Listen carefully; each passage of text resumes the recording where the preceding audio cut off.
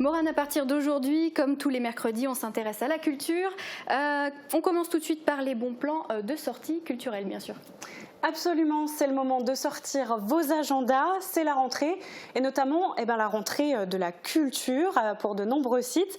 La nouvelle saison culturelle de la ville de Sarreguemines par exemple a déjà été annoncée.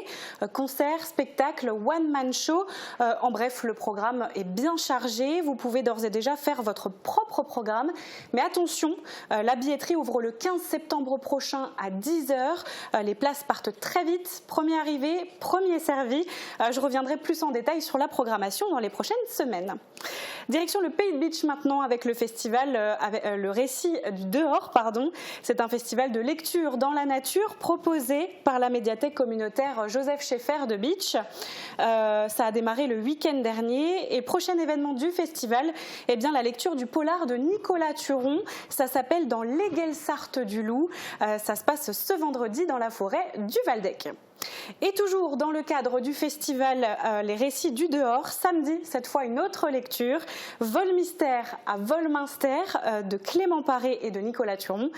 Cette fois, ça se passe au moulin d'Eschvillers. Alors profitez-en, c'est le moment de découvrir ou de redécouvrir le secteur en lecture, en littérature. C'est gratuit. Pensez toutefois à réserver auprès de la médiathèque communautaire du Pays de Bitche.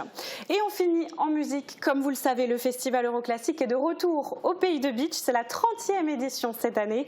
Ce samedi, vous pourrez assister au concert de Cézanne à l'église Sainte-Catherine de Bitche. Le groupe présente son spectacle Nordisque aux notes rythmées, le tout sublimé par 8 chanteurs. Le tarif 15 €. Infos et réservations sur le site internet du festival Euroclassique ou auprès de l'Office de tourisme du Pays de Bitche.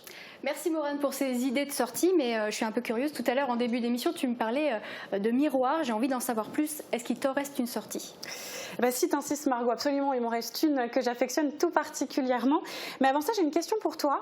Est-ce que tu te souviens, quand on était petite, on allait à la fête foraine et il y avait des immenses labyrinthes avec des miroirs? Ah oui, je m'en souviens bien, oui, ces miroirs qui te font paraître un peu plus gros ou plus minces, ouais. C'était pas très flatteur. C'est ça. Je vais pas parler de ça, mais on n'est pas loin. Panoptique, ça vous dit peut-être rien, mais c'est une exposition qui s'est installée à la Halle Verrière de Meisenthal au début de l'été. C'est signé Michel François. Alors Michel François, c'est qui? C'est un artiste belge. Il a déjà collaboré avec le CIAV entre 2006 et 2021. Et en fait, cette exposition Panoptique, elle rassemble quelques-unes de ses œuvres made in Beacherland. Et qu'est-ce qu'elles ont de particulier, ces œuvres-là?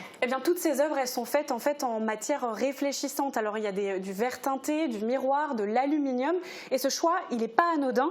En fait, la première chose qui nous frappe, parce que j'ai vu l'exposition, la première chose qui nous frappe quand on rentre dans la Halle Verrière, c'est une immense tour de contrôle qui était autrefois utilisée par les contremaîtres. On la voit ici. Elle servait en fait à surveiller les ouvriers. Là, elle a été entièrement recouverte de miroirs. Et le miroir, Margot, ça renvoie quoi? Je dirais notre reflet. Absolument. Ça renvoie à la notion de soi, à l'image de soi, presque au mythe de Narcisse. Mais bon, là, je ne vais pas rentrer dans les détails. Et c'est donc en fait une exposition qui impose aux visiteurs de se remettre constamment en question. Est-ce qu'on pourrait dire que c'est une exposition engagée ? Alors oui et non. Moi, je trouve qu'elle est engagée, mais bon, c'est mon regard personnel.